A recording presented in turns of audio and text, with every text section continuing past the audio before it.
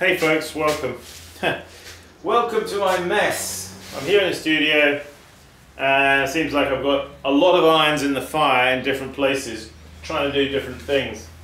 Basically what I'm doing is I'm in the middle of raw glazing for once firing. So these pots you see here, these tankards, these are raw, they've not been fired, but they've been glazed. And yeah, I have a glaze here. I got it off the internet. I was searching around and I came across this, a thread as it were of conversation, and I picked up this glaze here which I'm testing out. See, the two ways of raw glazing. One is to glaze your pots when they are like these tankards, for example. When they're leather hard, like this. And the other is to wait until they get bone dry, nearer to this. This is not quite bone dry. And apply the glaze when it's bone dry. So it's a little bit of a different ball game, as it were, than just applying glaze onto bisque. And what I'm finding is, yeah, some of my glaze what I'm trying to do is use some of my old glazes that I used for putting on bisque ware, but I'm putting them onto raw ware. The problem with that is that you get a lot of flaking off, which can happen as a result of, because the clay pot, you see, especially if it's a leather hard clay piece, is still in the process of shrinking. So you apply the glaze to that, and then the clay body underneath the glaze continues to shrink, get smaller. So then what happens is the glaze flakes off. It just, you see it cracking and it just like falls off onto the wearboard. I'll show you an example of that. I've got a couple here. Well, there's one here anyway. So I'll just show you. This one is now dry, but it wasn't dry when I glazed it. I don't know if you can see there on the top of the handle. You see how that glaze is just, you see how it just flakes off because it's not adhering well to the body, because the body shrunk away from the glaze, leaving the glaze sort of high and dry, so to speak. So yeah, it's interesting. So what I did to that particular glaze recipe, I added 2% bentonite to it. So bentonite is a very fine clay, very plastic clay, and it has a high shrinkage. So by adding that into the glaze, I'm going to cause the glaze to shrink more, you see, and maybe be able to catch up with the shrinking body. Anyway, let me just show you what I'm doing. I'm just about to glaze. I've got a couple more here. So let me just show you this one. This is actually my field glaze in here. I got out of the field, which makes that, I'll show you that pot here. Just to show you the field glaze, okay, on its own, nothing added to it whatsoever, just screened, gives you that, you see. Well, I don't know if you can notice, but there's some little areas here where it hasn't quite filled in the glaze, you see there, these little crevices and such, where the glaze hasn't quite properly melted, and down in the bottom there. So that tells me something, that the glaze needs something more to it needs something to make it melt a bit more, if you follow me. It's not quite melting enough, so we need to add something into the clay, into the glaze, which is going to lower the melting point. So, yeah, let me just, I'm going to keep this clip fairly short. So, these two here, actually, I'm going to put this glaze on, which I've mixed up. And this is field glaze, but what I've done with this time, what I've added to that, okay, so we've got the field glaze in here, but I've added to it a certain percentages of wood ash and feldspar, okay, custard feldspar and wood ash. The only thing was I wasn't really able to gauge the exact amounts because this was already wet and already mixed up, and I don't remember how much field glaze I had. So I just added a couple of random amounts, equal amounts of feldspar and equal amounts of wood ash, approximately, into it. And it's an experiment, we'll see what happens. If it doesn't work, you see, if it doesn't work, I'll look at the results and I'll say, oh yeah, okay, we can see what's going on here. You see, if you look at a glaze carefully after it's been fired, logically, and you begin to sort of see perhaps what it needs in order to make it melt more or less. Okay, so let's just so where's my spray bottle? I'm gonna do that. So I'm going to glaze these. Well, what I generally do with these is I don't double dip these because the pot is weaker. So I'm wanting the thickness of the glaze, of this glaze. It's kind of on the thick side. So I'm just going to pour into it like that.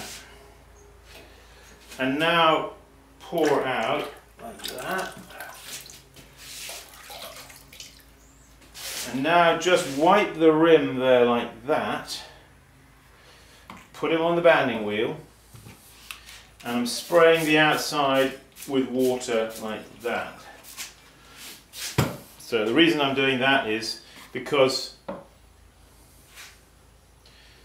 as these tankards are pretty much dry, by adding a wet clay-like glaze onto the inside, it's going to cause it's going to absorb the water, which is going to make it expand. And if the outside is dry, that will cause a crack to occur. So in order to compensate for that, you spray it, you see, with a bit of water. It kind of equalizes out the. Okay, again, pour in.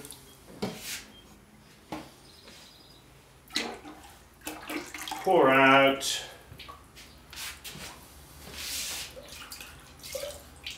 Take my sponge, just wipe off the lip there like that. Okay, these are going to be dipped again on the outside, alright? But I don't want to get a double thickness there, that's why I've wiped the lip. Just spray some water over the outside. Now, these pots will need to be, just let them dry off somewhat, because they won't need too much drying. I'll come back to them. Anyway, this is an ongoing,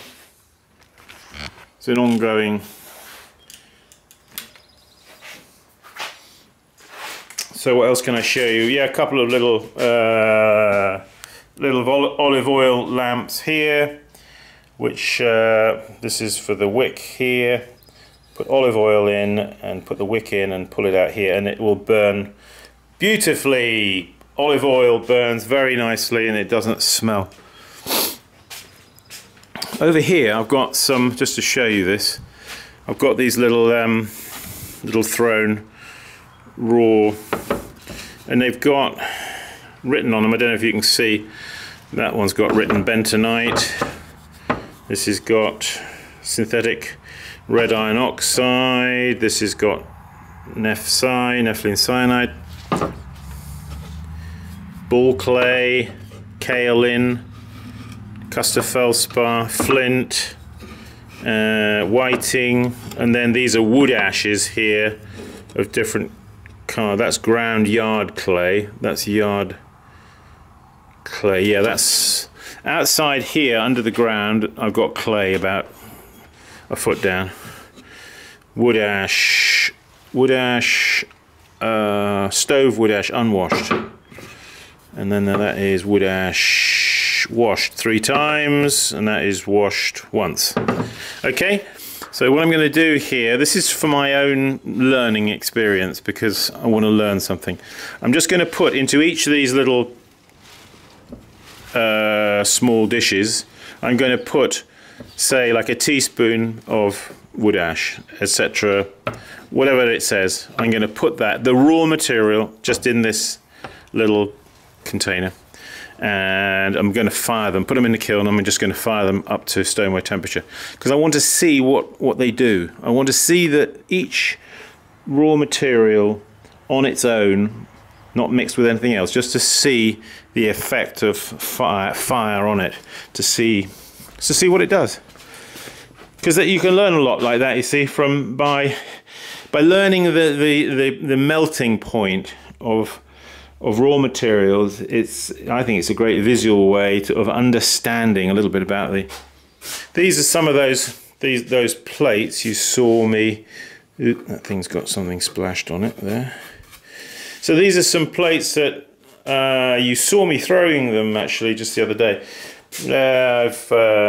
In fact, what I'd done with these, I did a hakami underneath, and then I put a clear, transparent glaze, which I've got here. I'll give you the recipe for this. This is quite a nice glaze. This is from my good friend Greg.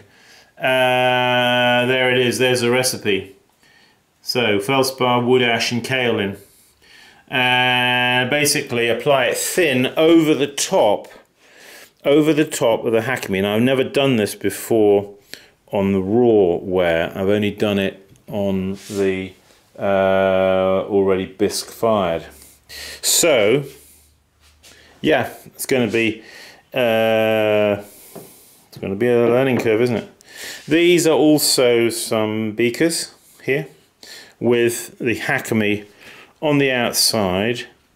This is waiting for further treatment. It's got to have some iron oxide decoration. What I did with a few of these, I lightly, you can't hardly see it, but here there's red iron oxide, a very, very weak coating of red iron oxide just on these 4 here on the end before I put the hakami over the top, in order to get more contrast, you see, from the clay body underneath, so that when you do the hakami, it you get a darker background to it. These guys here haven't had that. You can probably notice that. But these are all raw there. Okay. Oh yeah, and this glaze, this is my usual white glaze. In order to make it apply better to the ware, the raw ware, I've again added to this 2% bentonite as well. So as you can see, a lot going on in my head.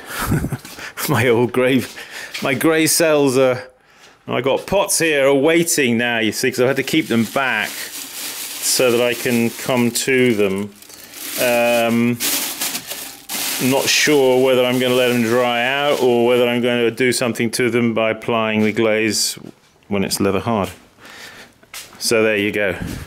More oil lamps there, little oil lamps. Those are small. Those oil lamps were sort of around the biblical era, at least a couple of thousand years ago. This style of oil lamp was very commonly used in Israel, and very simple, as you can see. Olive oil in here, and the wick just comes out here, and the flame burns here on the end. Yes. Anyway, there you go, folks. That's a bit of a broad overview of sort of what I'm kind of trying to do. I'm trying to make this transition from stopping bisque firing to raw glazing and once firing. Why don't you have a go? Start simple. You know, you don't have to bisque fire. For a great deal of the pots that we make, bisque firing is actually not necessary, and we can omit that step and save a lot of time, save fuel. I mean, I don't particularly, you know, like having to pack bisque kilns. I find them not very interesting to pack and unpack. I don't know about you, but and then you can get problems if you overfire the bisque. Then you've got problems applying the glaze. This is a much more direct approach to pottery work, I think. And I'm only sorry I didn't get down to doing it years ago, quite honestly. Because I can, the actual making and the decorating, however you do it, happens in a much shorter space of time. So you get more sort of fluency in your work, more direct approach, quicker, more lively, let's say. We'll see. The proof of the pudding is in the eating, isn't it? Anyway, thanks a lot for watching. Go to my website, simonleachpottery.com. I'm taking orders on those old Leach treadle wheels. I need one more person and then we can get making. This is one of the ones I have here in the studio. But they're like that, you know. Except they're clean, which is that one is not. And neither is this one. Who wants a little clean wheel? You want to get it nice and dirty, don't we? You see? What a mess. That's one of the nice things about those wheels is they've got big trays, so you don't need to clean them out every 5 minutes. Okay folks, thanks a lot. I'll see you in the next video. Hey, keep practicing. And I'll see you soon. Bye bye.